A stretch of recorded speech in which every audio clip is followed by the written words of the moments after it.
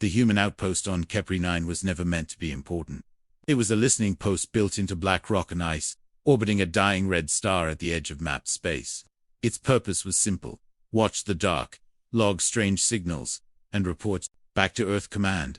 The aliens who found it did not know this.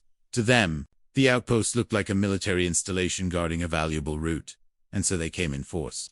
The Vorex Dominion had conquered a dozen species before humanity ever left its home system. They believed in overwhelming power and absolute terror. When their warfleet dropped from hyperspace, the star itself seemed to dim beneath their shadows. Human sensors screamed warnings only seconds before the first strike landed. Orbital cannons tore through the outer hull. Energy beams carved molten scars across the station's surface. Inside the outpost, alarms echoed through narrow corridors. Technicians scrambled to evacuation pods that were never meant to be used. Commanders shouted orders they knew would not save the station. Lieutenant Mara Chun stood in the command bay and watched the tactical display collapse into chaos. Red icons blinked out one by one. The outpost defenses were laughable compared to the alien armada. "This is Outpost Kepri 9. She transmitted on every frequency. "We are under attack by unknown hostile forces. We are not a military target." There was no reply. The Vorex did not answer hails. They never had. The station's reactor took a direct hit. Power failed across multiple decks. Atmosphere vented into space like silver mist as explosions shook the structure apart. Mara authorized the final protocol. Not a distress call. Not a plea for help. It was a data burst. Compressed, encrypted, and aimed straight at Sol. It contained battle telemetry, weapon signatures, fleet mass readings, and one simple message tagged at the end. Contact made. Hostile confirmed. Rules of engagement required.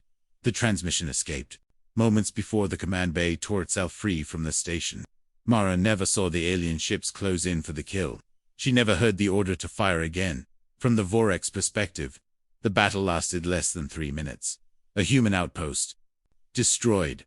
A message sent too late to matter. They marked the system as cleared and jumped away, unaware that the message had already crossed a line they could never uncross.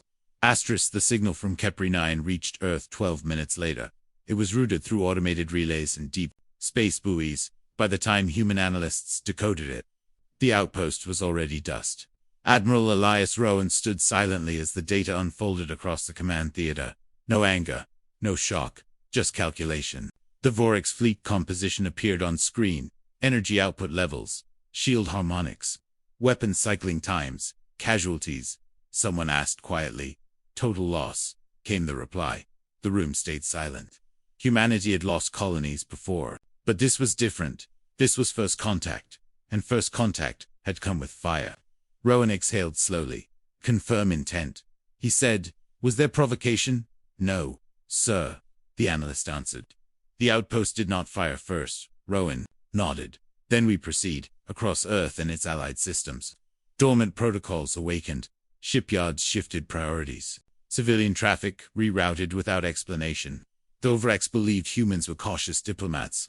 They had intercepted fragments of old broadcasts filled with debate and restraint. What they never understood was that humanity only argued among itself. When an outside threat appeared, the arguments ended. The Kepri 9 data allowed human tacticians to map the Vorex industrial backbone in ours. Energy signatures matched known trade routes. Shield frequencies revealed planetary defense grids.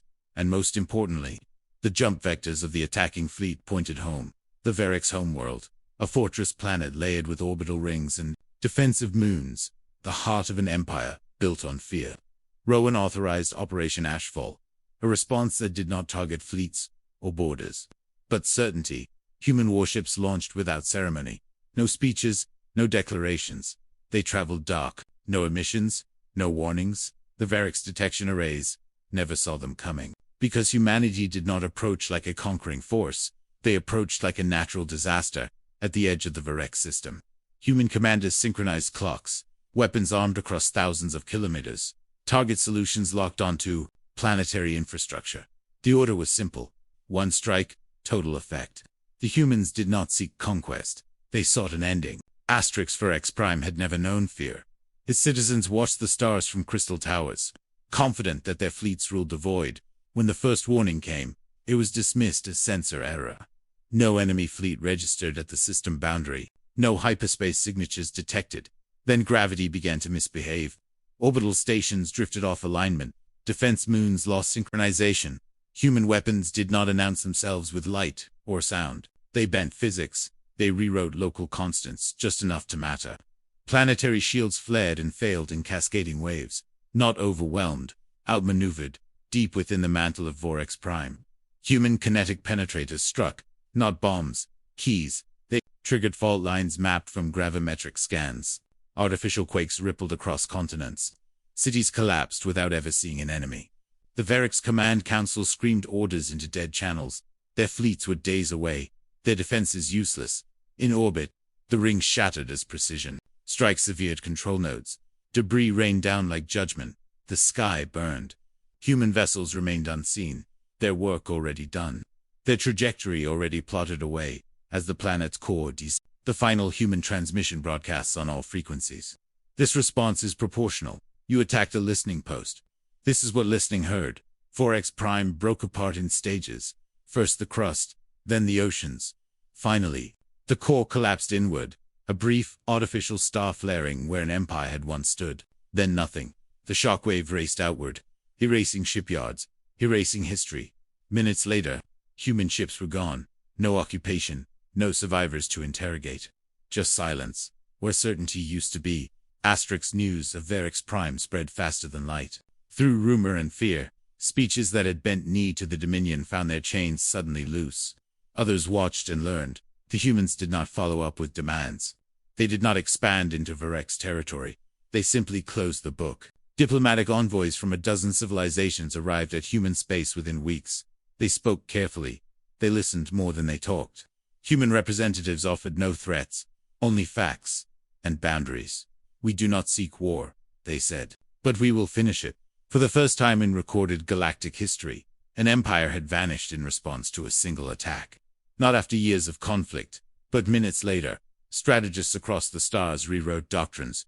Overnight, first strike policies were abandoned. Listening posts were suddenly respected.